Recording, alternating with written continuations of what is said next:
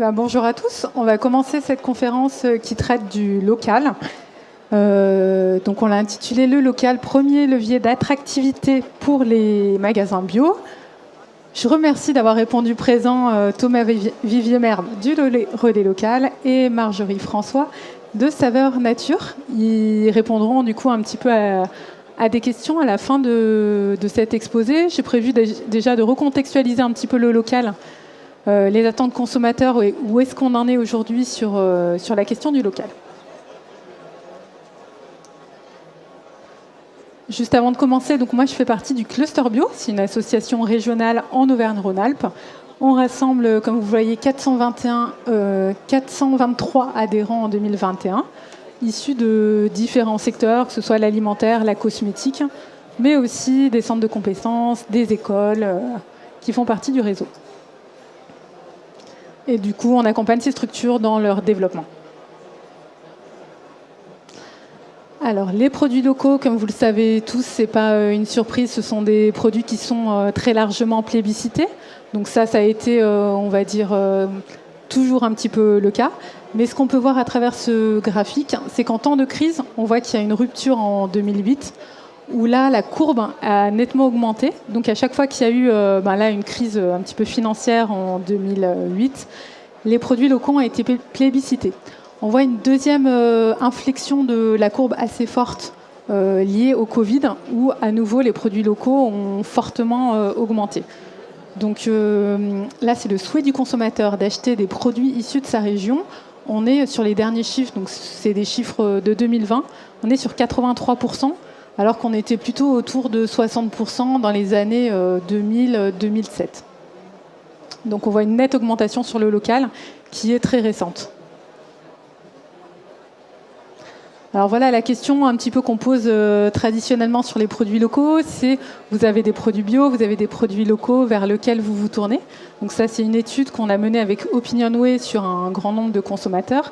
Et sans surprise, ce sont les produits locaux. Si vraiment il faut faire un choix et opposer bio et local, chose qu'aujourd'hui on ne souhaite pas, mais la préférence va sur les produits locaux. À 67% et 33% sur des produits bio. Autre donnée importante de cette enquête, on voit en fait qu'elle diffère en fonction de l'âge du répondant.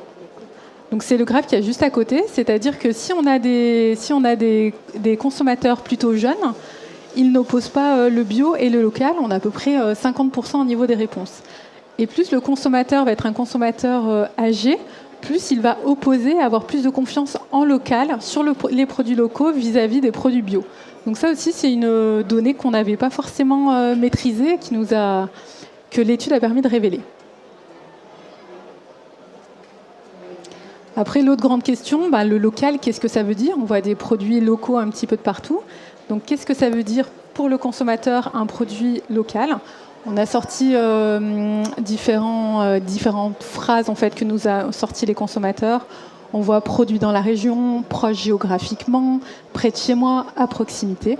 Donc celui qui ressort majoritairement, c'est un produit régional à 26%, proche géographiquement, à proximité à 23%, et avec peu de distance entre le lieu de production et le lieu de distribution du produit. Donc ça, c'est les éléments qui ressortent majoritairement de l'étude. Après, il y a quelques quantifications de distance, mais qui arrivent en toute fin, 50 km, 100 km.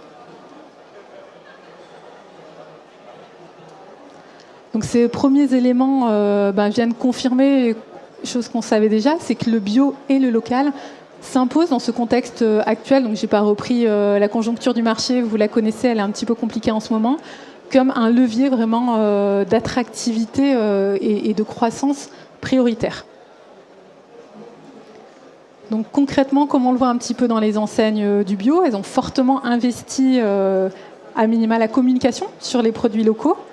Donc voilà, j'ai fait je vous ai mis quelques publicités qu'on peut retrouver sur les produits locaux, avec les enseignes par exemple SoBio, avec Naturalia qui explicite un petit peu le nombre de kilomètres d'où viennent ces produits, avec un affichage fort. Il y a eu aussi une pub télé de Naturalia, où justement c'était intéressant parce que c'était un match de tennis qui opposaient le bio et le local pour montrer qu'en fait, chez Naturalia, on ne les oppose pas, mais le bio va de pair avec le local. Voilà, donc c'est quelques exemples, je crois qu'il y en a d'autres. Voilà, sur la slide d'après, il y a différentes enseignes, l'eau vive aussi, qui a fait une campagne de communication, un petit peu comme des enseignes de la grande distribution, où on voit les producteurs, la tête des producteurs, pour montrer qu'il y a des vraies personnes en fait derrière les produits, que c'est pas, que c'est assez réel, que c'est concret. Donc avec des images fortes de producteurs et leurs produits sur des campagnes d'affichage. Et bien entendu, on ne pouvait pas ne pas citer Biocop, qui communique sur le local depuis, pour le coup, plusieurs années. Donc sur l'étude qu'on a menée avec Opinionway, on a posé aussi quelques questions complémentaires. On a essayé un petit peu de quantifier la plus-value au niveau de l'intention d'achat sur des produits locaux. Et on a pu un petit peu mesurer, quantifier ça. Parce que, ok, on sait que le consommateur, il préfère du local. Est-ce qu'on est en mesure de quantifier cela, et cela par catégorie de produits? Donc on a fait des grosses catégories de produits, on a parlé d'alimentaire frais, d'alimentaire d'épicerie et de liquide. Sur les cosmétiques, ça s'y prête un petit peu moins, le local. Et on a vu donc sur les répondants, par exemple sur l'alimentaire frais, on a 75% des répondants qui est un échantillon représentatif de la population française qui se dit prêt à acheter du bio. Et on a plus 8 points si on propose en plus du bio une origine locale. Et on a posé la question aussi sur du fabricant en France. Et là, on arrive sur la même proposition, donc plus 8 points également sur de l'origine France. Donc on ne voit pas de grosse plus-value entre le local et l'origine France. Sur les produits d'épicerie, on est sensiblement sur les mêmes chiffres. Donc on est sur plus 7 points pour le local. Et sur les liquides, les boissons, le jus, le vin, les bières, là on est sur plus 10 points. Donc encore une petite plus-value sur cette catégorie de produits-là. Après, voilà, c'est bien d'avoir du déclaratif, de dire je suis prêt à consommer local, et on a essayé un petit peu de mesurer ou de quantifier financièrement, en fait, quelle est la hausse de prix qu'ils seraient prêts à absorber pour des produits locaux par rapport à un produit déjà conventionnel. Ensuite, combien ils sont prêts à mettre pour un produit bio et combien ils sont prêts à mettre pour un produit bio et local. Donc on a fait un petit peu des hypothèses. On s'est dit, tiens, sur les produits frais, on va partir d'un pack de 6 yaourts nature vendus en non bio à 2 €. Pour du bio, le consommateur se dit prêt à payer 2,34 €. Et pour du bio et du local, il est prêt à mettre 2,47 €. Donc on a essayé un petit peu de quantifier. Je pense qu'il ne faut pas les prendre en valeur absolue. Mais il est prêt déjà à payer plus cher pour des produits locaux. Et on a essayé de ça de quantifier par catégorie de produits. Donc également sur les produits d'épicerie, là on est parti sur une boîte de cookies à 1 € en conventionnel. Pour son homologue en bio, il est prêt à mettre 1,21 €. Et pour des cookies qui sont et bio et local, là il est prêt à aller jusqu'à 1,28 €. Donc voilà, ça confirme vraiment qu'il est prêt à faire un effort qui est certes, mesuré, mais il y a quand même un effort prix où le consommateur est prêt à aller un petit peu plus loin pour du bio local. On a fait donc le même travail, comme vous pouvez le voir, sur les boissons. Je voulais faire un petit focus aussi de ce qu'il en était, puisqu'on avait quelques chiffres récents en grande distribution.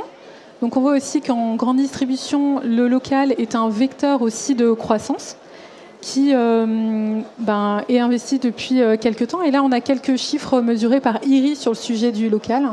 Donc, c'était la question, déjà, comment IRI quantifie une marque locale? Pour IRI, elle l'a définie sur une marque qui réalise plus de 50% de son chiffre d'affaires en région.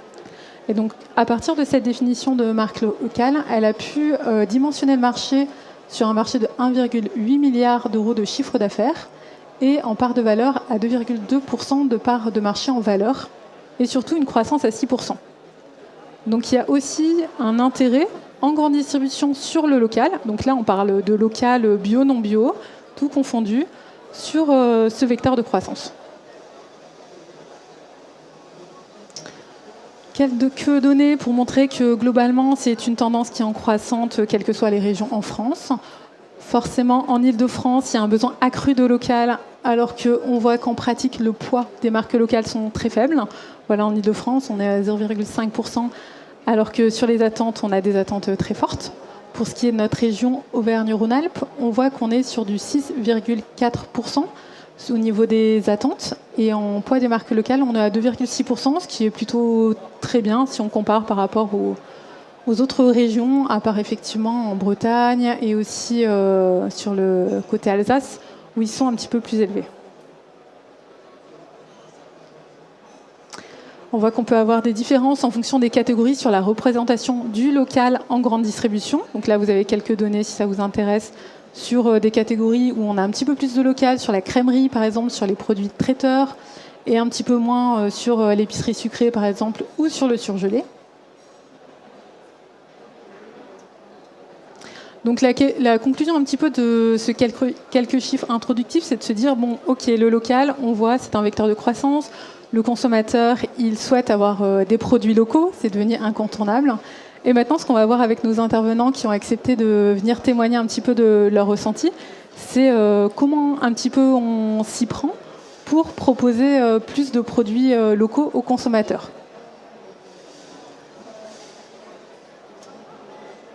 Alors Marjorie, si tu veux bien un petit peu présenter qui tu es et ton entreprise. Bonjour tout le monde, donc effectivement Marjorie François, donc moi j'ai un magasin bio indépendant qui est situé à Villefranche-sur-Saône, donc 30 km au nord de Lyon. Ce magasin existe depuis 22 ans, donc c'est un magasin assez ancien. Et je suis adhérente à la coopérative Biomonde, donc une coopérative nationale de magasins indépendants. Donc comme je sais qu'ici on aime bien les chiffres, j'ai fait l'effort de calculer vraiment en chiffres ce que représentait le local dans le magasin. Et j'ai regardé du coup sur les 6 derniers mois de vente du magasin. Donc on a fait 728 000 euros de chiffre d'affaires, donc on tourne à peu près à 1,4 million par an. Et le poids du local en vente chez nous, c'est 25,3%. Donc c'est vrai que quand on compare aux chiffres que tu viens d'annoncer sur la GMS, où ils en parlent beaucoup, mais finalement ils sont chez nous à 2,6%, on voit qu'on ne parle pas des mêmes empreintes. Et j'ai fait un zoom sur le fruit et légumes.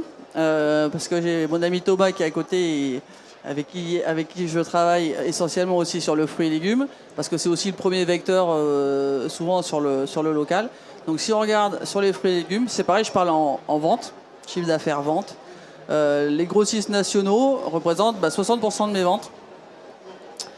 Le grossiste régional, relais local, représente 27% de mes ventes. Et le direct local, donc les maraîchers à qui je peux travailler en direct, représente 13%. Alors après, ces chiffres, ils peuvent être très variables aussi en fonction de la zone géographique où on se trouve. Moi, je suis dans le Beaujolais, et c'est vrai qu'il y a une offre beaucoup plus importante en légumes qu'en fruits. C'est comme ça, parce que c'est la zone de production. Ce qui fait que quand on détaille, on se rend compte que l'impact de mon direct sur les légumes, il monte presque à 20%. Alors que par contre, sur le fruit, je vais beaucoup plus m'appuyer sur la région, puisque ça me permet d'accéder à tous les fruits, en particulier de la zone sud de la région avec la Drôme, l'Ardèche, etc. Ce qui permet d'avoir 30% des fruits. Mais ce qui fait qu'au global, quand même, on se retrouve avec 42% de mes légumes et 38% de mes fruits qui sont d'origine locale. Donc Thomas trouve que c'est vraiment pas assez, mais... mais voilà, c'est un vrai effort pour le faire. Donc voilà, concrètement, dans un magasin, comment ça peut se traduire ? J'ai pris pour la définition du local, pour que ça corresponde aussi avec ce que tu présentais avant, donc ce qui est direct et régional finalement. Tu anticipes les slides. Je me présente, bonjour, Thomas Vivier-Merle, société Le Relais Local. On est une plateforme de distribution de produits bio et locaux. On travaille avec une centaine de producteurs de la région Rhône-Alpes, Auvergne-Rhône-Alpes, à la fois des fruits et légumes, des produits d'épicerie, des produits frais. Et notre mission est vraiment de faciliter la commercialisation des produits locaux. On a des super producteurs qui font des bons saucissons, des bons fromages de chèvre, des bons légumes, mais ce n'est pas forcément leur métier d'aller prendre leur petite camionnette pour livrer chaque magasin un par un pour un colis. Donc nous, notre métier, c'est mutualiser la partie logistique pour nos producteurs et pour faciliter l'approvisionnement en produits locaux des magasins spécialisés de la région. Donc on travaille avec à peu près 700-800 références au global. On a une centaine de références en fruits et légumes et 600-700 références en produits d'épicerie, produits frais et non alimentaires. Notre rêve ultime, ce serait de pouvoir décliner les marques nationales, toutes les unités de besoin en offre locale lorsque effectivement le produit existe ou effectivement le légume arrive à pousser notre région. On travaille à peu près avec 100-150 magasins dans la région Rhône-Alpes. Voilà, c'est pas la course aux chiffres. On essaie effectivement d'accompagner au maximum nos clients magasins spécialisés pour qu'ils valorisent au mieux la production locale. Donc on essaie de leur apporter un maximum d'informations sur les producteurs qui y sont, comment ils travaillent. On a vraiment ce rôle de relais entre la production amont et les magasins spécialisés pour qu'on puisse valoriser tout le travail qui est fait dans les champs ou les différentes exploitations. Donc nous, on est une société qui existe depuis 5 ans. On travaille avec Saveurs Nature depuis le démarrage de l'activité. Ça faisait partie de notre tout premier client historique et qui aujourd'hui encore a une place de choix avec nous. Donc voilà, on est content de partager effectivement ce moment d'échange avec vous ensemble lors de cet échange. Les magasins avec lesquels on travaille, effectivement, quand on revient sur le poids du chiffre d'affaires, on s'aperçoit effectivement que les magasins globalement arrivent à avoir 3, 4, 5% de leur chiffre d'affaires réalisé en local, lorsqu'effectivement ils en font un axe de... ils ont conscience que le local est important, mais sans forcément s'en donner les moyens. Dès qu'un magasin décide d'appuyer sur le local, vraiment en fait sa priorité, c'est un chiffre qui peut facilement monter à 10, 15, même 20%, comme on l'a vu avec Marjorie. Et on s'aperçoit finalement que ce sont ces magasins-là qui presque souffrent le moins de la crise qu'on est en train de vivre actuellement, parce qu'effectivement, ils ont réussi à avoir une vraie identité dans leur territoire, une vraie identité pour le consommateur. Ils viennent effectivement chercher tel produit qu'ils ne vont pas réussir à trouver ailleurs. Et ça, c'est quelque chose effectivement qui est très très important. Je n'ai pas fait la stat très précise, mais j'ai l'impression en tout cas que ceux qui continuent à croître, ou en tout cas à ne pas subir une décroissance, c'est ceux qui ont notamment un chiffre d'affaires en local important. Alors, corrélation, il n'y a pas que ce critère qui joue, bien évidemment, mais en tout cas, nous, de notre côté, c'est le ressenti qu'on a. Complètement. Merci Thomas, du coup, pour les compléments d'infos, parce que je pense qu'il y a une vraie identité du coup du magasin qui propose des produits locaux et du coup une vraie fidélisation finalement de ses consommateurs. Tout nous dira Marjorie, toi qui es en première ligne. Sachant que dans la notion de produit local, il ne faut pas juste mettre c'est un produit local, mettre ça en vitrine, ça ne suffit pas. Il faut raconter l'histoire qu'il y a derrière chaque producteur, il faut nommer le nom du producteur. Je sais que quand on commercialise une courgette, c'est la courgette de tel producteur, cultivée à tel endroit, et on va suivre cette même courgette toute la saison. Il faut ne pas s'arrêter simplement au mot local, mettre ça sur la vitrine et s'acheter une bonne conscience et dire nous on fait des produits locaux. Non, on a une histoire à raconter, on la connaît et on la valorise auprès du consommateur. Et par rapport à la question que tu posais, c'est quoi un produit local? Effectivement, c'est difficile de définir ce qu'est un produit local parce que c'est facile de donner un nombre de kilomètres, mais ça ne veut rien dire un nombre de kilomètres. Et ça dépend des produits, ça dépend de où on se trouve, ça dépend de l'offre dans le produit. Et on voit que c'est une notion assez floue, donc c'est un compromis à trouver. Quelque part, une salade qui a fait 20 km, elle est locale. Une salade qui a fait 200 km, elle l'est un peu moins. Une salade qui a fait 1000 km, même si elle est française, elle ne l'est plus du tout. Une bière, aujourd'hui, les bières artisanales locales, il y en a partout. Donc aujourd'hui, si vous avez une bière, moi j'ai des brasseurs qui nous sollicitent, ils sont à 100 km du magasin, c'est déjà plus local parce que j'ai déjà tellement d'offres plus près que mon client va me dire « Ah non, mais là-bas, c'est trop loin ». A contrario, s'il n'y a pas d'offre de confiture à moins de 100 km et qu'elle est dans la région Rhône-Alpes, et qu'il n'y a pas d'offre plus loin, plus proche, et ben pour le consommateur, on va retrouver cette notion, bah oui, ça pousse, effectivement, les fruits rouges, ils sont plutôt en Ardèche que dans le Beaujolais, donc si la confiture, elle vient d'Ardèche, qu'elle est produite sur place, conditionnée sur place, et ben ça devient local pour lui. Donc c'est vrai que c'est une notion qui est compliquée à définir, qui est floue, mais qu'on retrouve bien dans l'analyse que tu fais, parce que finalement, ça dépend de chaque produit, et finalement, c'est à nous d'être intelligents et de comprendre ce qu'attend le consommateur en termes de local, finalement. Complètement. Après, j'avais demandé, en fait, pourquoi un petit peu vous étiez précurseur sur le sujet du local. On le voit émerger chez toutes les enseignes de la bio actuellement. Aujourd'hui, le cluster a souhaité vous faire témoigner, vous, parce que derrière, il y a un historique, un travail. Voilà, Thomas, ça fait 5 ans. Donc, si vous pouvez nous expliquer pourquoi un petit peu vous y avez cru avant l'heure, quelles sont les motivations? Alors, le relais local a été créé en 2017, effectivement. C'est un projet que je faisais mûrir déjà depuis pas mal d'années. J'étais auparavant au service achat dans une grande enseigne nationale. Et je m'apercevais effectivement qu'on avait plein de producteurs autour de nous qui faisaient des super produits et qui avaient du mal parfois à franchir le pas des magasins, qui ne savaient pas comment joindre l'acheteur, qui n'arrivaient pas forcément à commercialiser leurs produits dans les différents magasins en réseau. Alors qu'en fait, de l'autre côté, on voyait bien qu'il y avait effectivement un bruit de fond de consommateurs qui voulaient plus de produits locaux, qui voulaient mettre vraiment en adéquation aussi leurs valeurs de bio pour aller un peu plus loin, effectivement aussi, redonner un peu du sens dans leurs achats, repersonnifier un peu leurs achats. Donc voilà, j'ai senti effectivement qu'il y avait un bruit de fond sur le local, effectivement, et là je me suis lancé dans l'aventure de la commercialisation des produits locaux, en ayant des super producteurs derrière nous qui nous partagent toujours leurs belles histoires et qui sont là effectivement pour pas nous faire rêver, mais pour essayer de nous repousser un petit peu plus loin aussi dans les valeurs de la bio. Il y a encore 10 ans, la GMS faisait des courgettes espagnoles, le réseau bio faisait des courgettes françaises. Aujourd'hui, la GMS fait des courgettes françaises. Donc si nous, réseau bio, on n'a pas cette valeur, ce coup d'avance encore une fois d'aller faire du local, on se noie dans la guerre de prix et on voit bien que la guerre de prix est destructeur de valeur. Donc à nous de pousser encore un petit peu plus loin nos exigences par rapport à ce qu'on peut trouver chez nos concurrents. Ouais, je vais te rejoindre complètement sur ce point-là. Finalement, c'est tellement cohérent et c'est tellement la suite logique des valeurs qu'on défend et qu'on promeut. Finalement, à titre personnel, quand on commence à consommer bio, souvent on fait ses courses en grande surface et puis on prend une petite conscience, donc on commence à acheter des produits bio en grande surface. Et puis un jour, on les achète en grande surface et un jour, on retourne l'étiquette. Et on se dit, mais d'où il vient ce produit, comment ça marche, etc. On se dit, mais puis la logique de la grande surface, c'est quoi? Et c'est là qu'on se dit, il y a peut-être d'autres moyens, il y a peut-être le direct, il y a peut-être les magasins bio, etc. Donc on sort de la grande surface et on va dans ces structures-là. Et on est content, on a fait une première étape, on est en magasin bio. Et puis un jour, quand même en magasin bio, on retourne l'étiquette. On dit, mais finalement, il vient d'où mon produit? Et c'est tellement cohérent d'aller plus loin. Donc quand on est dans cette démarche, c'est juste l'étape d'après, c'est juste cohérent. C'est juste aussi, donc il y a le côté bio, et puis il y a le côté éthique, sociétal, environnemental. Si on est dans cette logique-là et qu'on se dit il faut régionaliser notre économie, il faut régionaliser notre offre, il faut redynamiser nos bassins d'emploi, c'est cohérent. Donc finalement, le local, il vient quelque part naturellement, et le fait aussi de s'engager dans cette démarche, ça pousse aussi des gens à s'installer.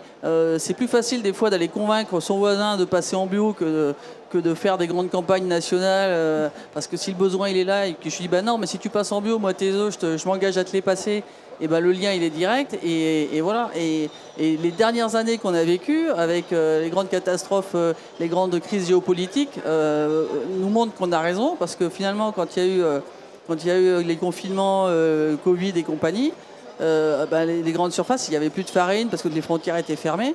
Et nous, les gens, ils venaient me dire, mais comment vous faites pour avoir de la farine? Oui, mais la farine, moi, mon meunier, il est à 40 km. Donc au pire, s'il n'a pas le temps de venir, je prends le camion, je vais chercher 500 kg de farine et je les ramène, quoi.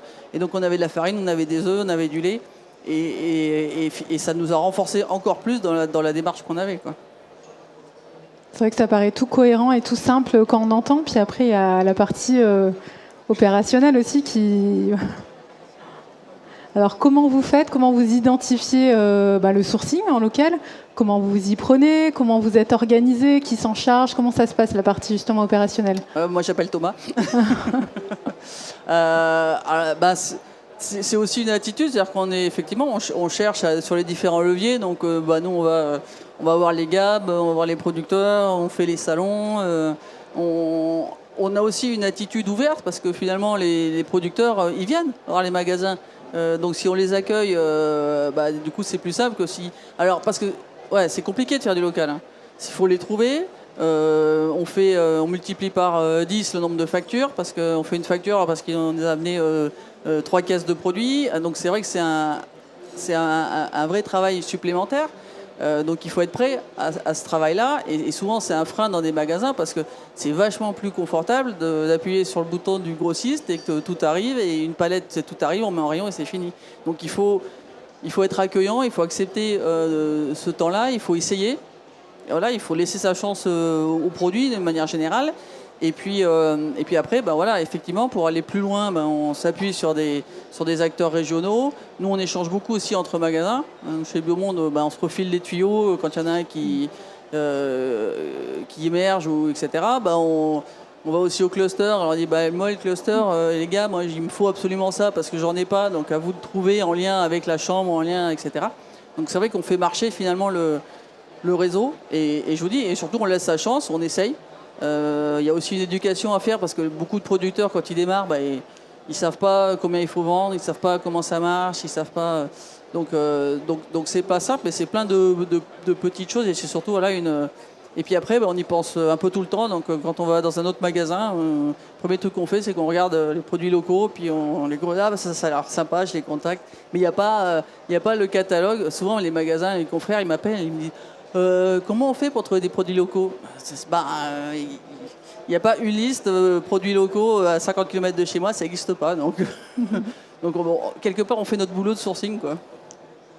Oui, je suis d'accord, effectivement, c'est constamment avoir un œil ouvert sur ce qu'il fait, aller voir les magasins, se promener juste dans les zones effectivement susceptibles d'avoir des producteurs. Beaucoup de bouche à oreille, c'est les producteurs également entre eux qui discutent. Tiens, il y a mon copain, il s'est lancé dans la production de tel ou tel légume, est-ce que toi ça t'intéresserait de commercialiser ces produits et après à un moment donné, c'est des rencontres et c'est aussi des coups de cœur. On dit souvent, est-ce que vous avez un cahier des charges précis pour sélectionner vos producteurs?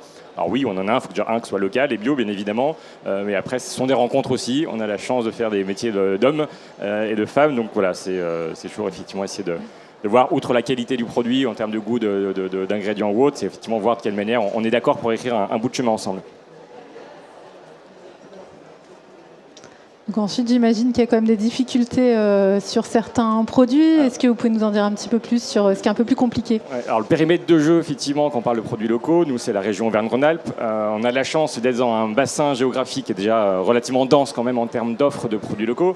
Néanmoins, effectivement, on a quelques difficultés sur certains produits. J'ai en tête par exemple effectivement sur certaines légumineuses qu'on n'arrive pas à trouver en local. On arrive aujourd'hui à trouver des lentilles, on arrive à trouver des pois chiches notamment, mais il y a certains produits, par exemple les lentilles corail, quasiment aucun producteur ne propose. Et j'en ai parlé avec un certain nombre de producteurs. Nous on essaie de construire des filières sur les légumineuses pour justement mettre en culture effectivement ce type de légumineuses. Et au début ils m'ont dit mais en fait j'ai pas semé de lentilles corail parce qu'à la chambre d'agriculture on m'a dit que ça se vendait pas en magasin. Donc en fait, personne n'a de lentilles-corail en Rhône-Alpes parce qu'effectivement à un moment donné quelqu'un a dit que ça ne se vendait pas, alors que les ventes en magasin lentilles-corail sont supérieures à celles des lentilles et des pois chichis bien évidemment. Donc voilà, à nous aussi effectivement d'aller chercher ces producteurs et leur expliquer que nous on en veut. Et après il y a des produits qui ont plus de mal à pousser effectivement dans la région, les endives, les choux-fleurs. Certains producteurs arrivent à en avoir, mais des petites quantités. La qualité n'est pas toujours la même que ce qu'on peut trouver en Bretagne. Ça, c'est plus lié à la typicité, effectivement, de notre territoire. Mais voilà, on ne désespère pas. Il y a vraiment cette logique de construction de filière qu'on essaie, nous, de mettre en place pour essayer, nous, notre vraiment objectif, c'est d'avoir 100% d'un magasin qu'on puisse décliner en local. Il y a encore du travail, mais on ne désespère pas. Oui, effectivement, il y a déjà tous les produits que pour l'instant on ne trouvera pas en local, donc ça c'est clair.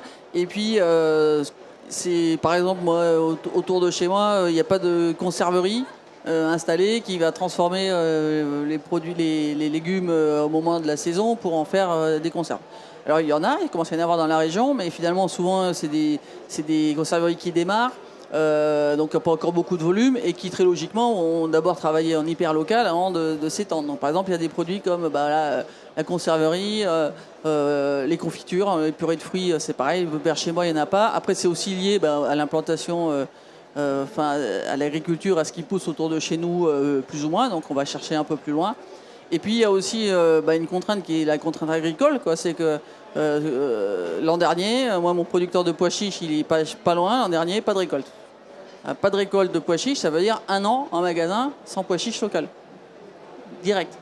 Donc là, super, ça y est, nouvelle récolte, il en a eu, donc on a retrouvé du pois chiche local, de proximité, quoi. Donc après, il faut rebondir, il faut trouver ailleurs. Et c'est pareil sur les légumes, avec les conditions climatiques qu'on a connues. Pas de salade, des salades, pas de salade, des salades. Enfin, les carottes non, les carottes oui, les tomates plein. Non, ensuite on n'en veut plus. Enfin, donc il y a aussi ça bouge selon les. Donc faut rebondir, mais il faut aussi être pédagogique, c'est-à-dire que expliquer aux clients pourquoi on n'a pas de salade. Parce que ça fait 3 semaines qu'il fait super chaud, toutes les salades sont montées en graines, il n'y a pas d'eau pour arroser celles qui arrivent, donc non, il n'y a pas de salade. Voilà, c'est comme ça. Donc il y a aussi cette pédagogie quand on parle de saisonnalité et quand on sait ce qui va nous arriver au niveau climatique, il faut aussi prendre conscience que effectivement, c'est pas open bar. et que tout ce qu'on a fait, ça a des conséquences et qu'il va falloir apprendre à vivre avec ces conséquences. Donc oui, il y a des difficultés, mais il y en a qui sont structurelles, et il va falloir aussi apprendre à vivre avec et faire comprendre à nos clients que c'est pas fini, quoi. Une autre question, est-ce que les produits locaux sont plus chers que des produits bio équivalents? Alors, toute l'ambiguïté vient dans le mot équivalent. On a toujours des grands débats, effectivement. Alors, il y a deux réponses à ça. La première, effectivement, je parle par exemple sur les fruits et légumes. Je sais que nous, dans les fruits et légumes qu'on va réussir à proposer, on peut être parfois moins cher, parfois au même prix, parfois plus cher. Ça va dépendre aussi de la saisonnalité. En début de saison, on sera peut-être un peu plus cher en local, parce qu'effectivement, nos courgettes, on sera encore sur des courgettes sous serre en début de saison, alors que les courgettes plein champ auront commencé dans le sud de la France, parce qu'il y a quelques degrés d'écart, donc il y a peut-être 15 jours d'écart, donc là on sera peut-être plus cher. En pleine saison, on se retrouve globalement au même prix. Et en fin de saison, par contre, on va souvent se retrouver moins cher que des légumes qui viennent effectivement au niveau national, parce qu'en fait, on a par exemple nos amis les Bretons qui font un peu la pluie et le beau temps sur les prix, par exemple des tomates. Dès qu'ils sont un peu en pénurie de tomates, les prix flambent et tout le monde augmente ses prix. Nous, notre producteur, il a un coût de revient, il a une marge et ensuite, effectivement, il nous propose un prix. Et ce prix il reste globalement stable toute la saison. Donc là, on va se retrouver 10, 20, 30% moins cher qu'une offre nationale, parce qu'effectivement, c'est lié à une saisonnalité. Ensuite, quand on parle de comparables, il faut voir réellement ce qu'il y a effectivement derrière le produit. J'ai en tête par exemple du café Chapuis avec qui on travaille, fait une torréfaction basse température à 190-200 degrés, donc il y aura une cuisson du café beaucoup plus douce et respectueuse du grain.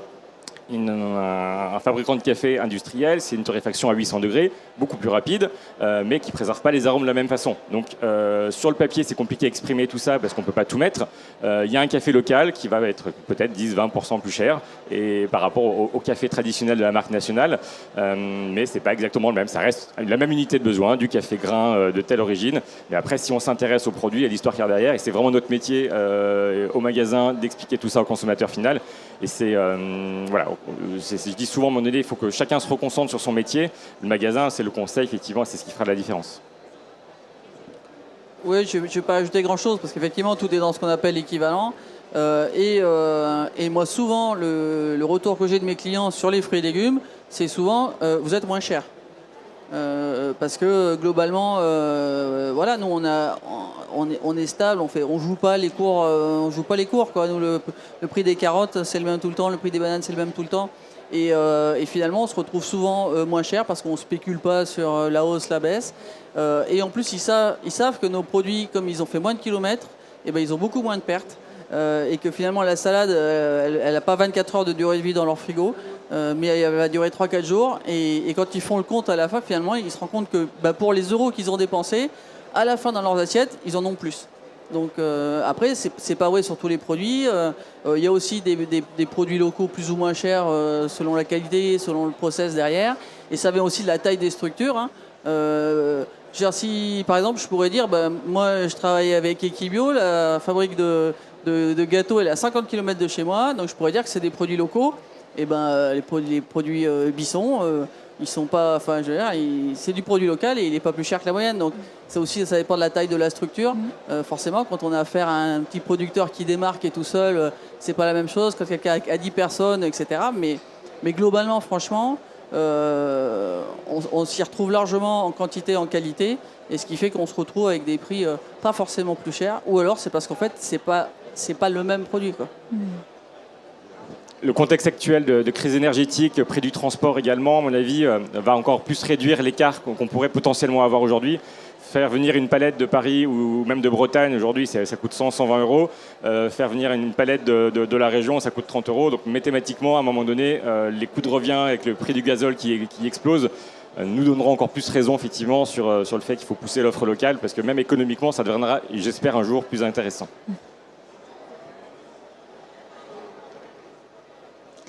Alors on a déjà parlé un petit peu de la logistique. Comment ça se passe c'est le point difficile pour un magasin, c'est effectivement la logistique, parce que si on a beaucoup de fournisseurs, et puis pour le producteur aussi, parce que vous imaginez bien que livrer une cagette à chaque fois, ça devient très compliqué en temps, 2 en coût, et puis 3 même écologiquement, c'est pas du tout pertinent. Donc c'est vraiment le point dur du local, c'est la logistique. Donc il y a des stratégies voilà, de micro-hub, etc. Et puis pour nous, effectivement, dès qu'on sort du très proche de chez nous, la solution c'est d'avoir un grossiste régional qui prend en charge cette logistique-là, parce que pour nous c'est vraiment le point dur depuis toujours. Et l'existence de relais local nous a vraiment grandement apporté la solution sur ce point-là. Donc je laisse parler. Initiative unique en France, si je ne me trompe pas, le relais local. Il n'y a pas d'homologue de toutes les structures qui existent, mais vraiment voilà, l'idée de se dire qu'effectivement chacun son métier, le producteur c'est produire, c'est d'être dans son champ, dans son exploitation. Le temps qu'il va passer dans sa camionnette, il ne le mesure pas, il ne le quantifie pas, ni en euros ni en temps. Et nous, quand on a certains producteurs qui nous disent « chouette, je suis content, j'ai enfin réussi à avoir mon dimanche pour moi parce qu'en travaillant avec vous, je livre une palette, c'est facile, vous vous occupez de la logistique », c'est quand même un point important. Nous, nos producteurs, effectivement, voilà, ils vont nous livrer plusieurs fois par semaine, certains tous les jours, mais sur des gros volumes. L'idée, encore une fois, de se dire chacun son métier, moi, il fait sens. Effectivement, mon métier n'est pas non plus le transport. J'ai des transporteurs qui vont ensuite relivrer la marchandise. Je ne conseille pas, je ne vends pas en direct magasin. Ce n'est pas mon métier. Le métier de Marjorie, c'est pas forcément s'amuser à gérer la logistique en amont. C'est conseiller et se différencier et apporter des bons produits en les sélectionnant. Donc voilà, en recréant la chaîne de valeur, en resegmentant bien la chaîne de valeur, en se respécialisant dans son savoir-faire, on arrive effectivement du coup à se différencier de ce que peuvent faire les autres et à regagner un avantage compétitif.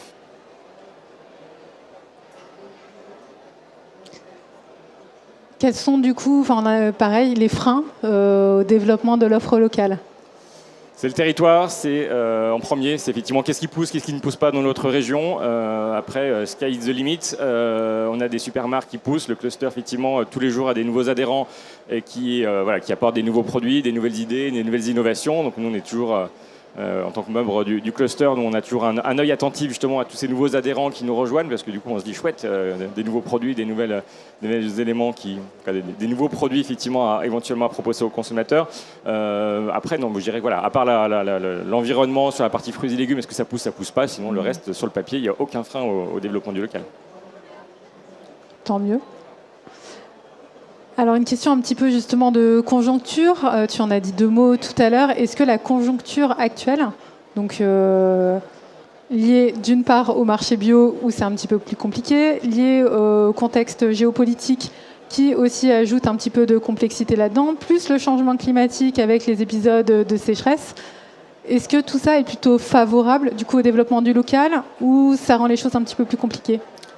Alors d'un côté c'est favorable parce qu'effectivement le local lève plein de problèmes qu'on a aujourd'hui, donc c'est vraiment favorable à cette relocalisation de l'économie, au fait d'alléger le coût de transport, l'impact CO2, etc. Donc il y a tout ce côté-là dont on a déjà parlé qui est favorable.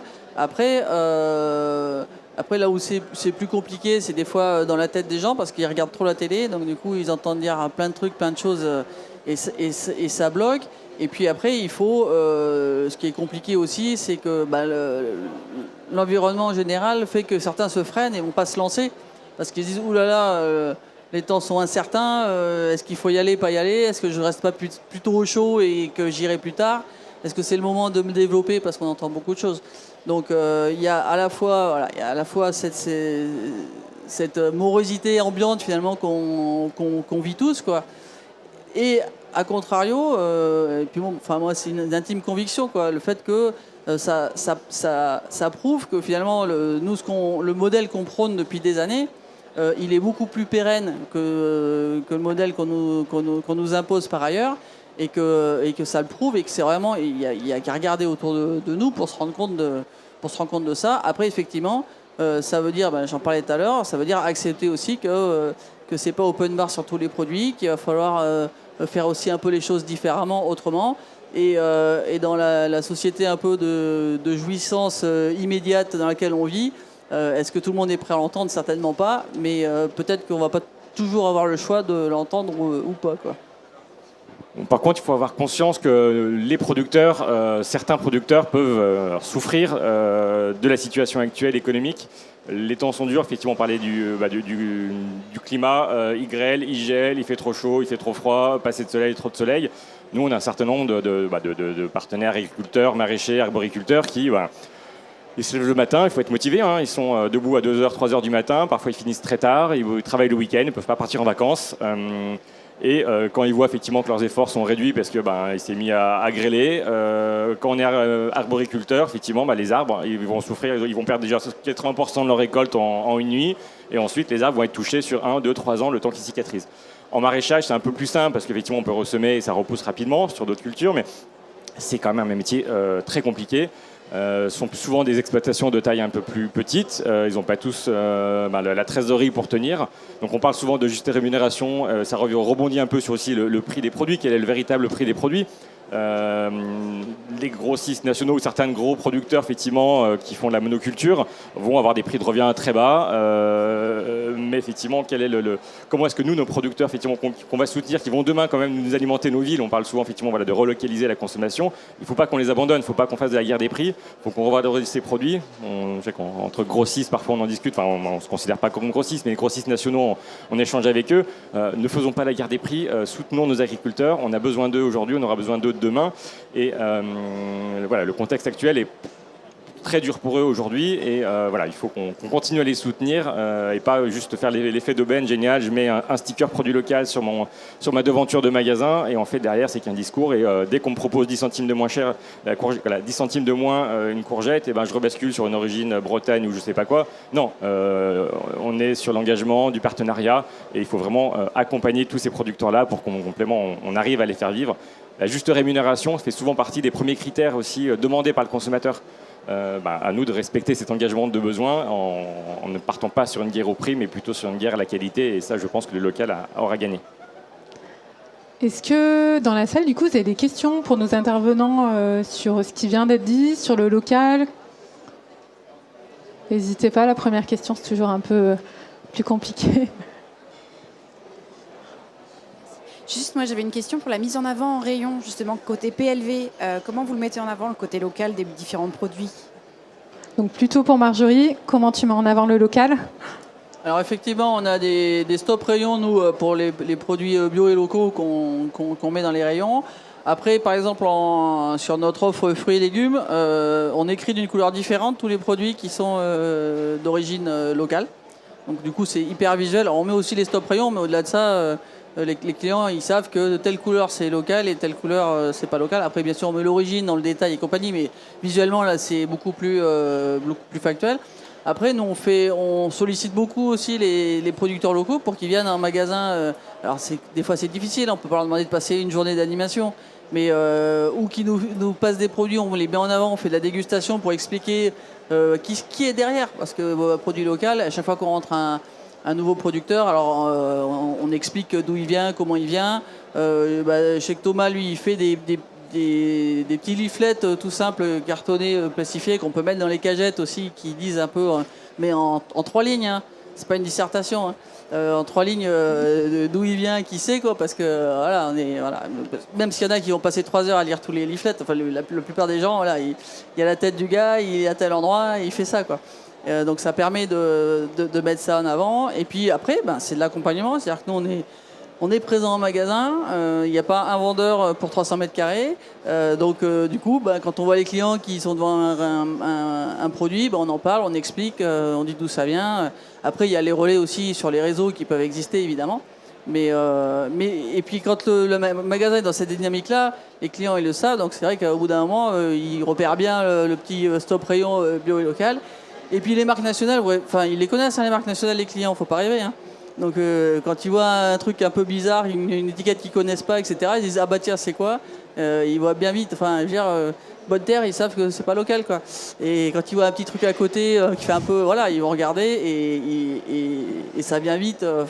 Donc c'est un peu tous ces petits moyens, mais c'est pas la peine de faire des dissertations, ça marche pas, quoi. Et ne pas faire. Un de mes conseils, il me semble, ne pas faire d'îlots produits locaux. Ça sert à rien. Le consommateur, il rentre pas dans le magasin en disant chouette, j'achète un produit local aujourd'hui. Tiens, qu'est-ce que je pourrais acheter? Souvent, on a la tentation sur certains magasins qui nous disent génial, là, je vais faire un mur de produits locaux. Les résultats nous poussent à dire que effectivement, c'est pas forcément la bonne idée. Alors après, on peut dupliquer éventuellement les références si vraiment le magasin a la place, mais commençons déjà à mettre les produits dans le rayon, les mettre en valeur. Et c'est pas juste un produit local, c'est-à-dire qu'il faut essayer quand même avoir un minimum d'effet de gamme pour que ça ressorte, que ça ressorte par rapport aux autres produits. Mais voilà, ne pas sortir les produits du rayon, ça me semble aussi la base. Est-ce qu'il y a d'autres questions dans la salle?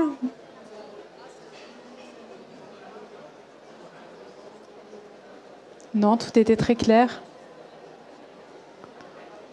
Eh ben, écoutez, merci à tous. Merci beaucoup à Marjorie et à Thomas, qui vous avez très bien expliqué avec des exemples très explicites le local, des chiffres et un engagement fort qui fait plaisir en ces temps un peu plus compliqués.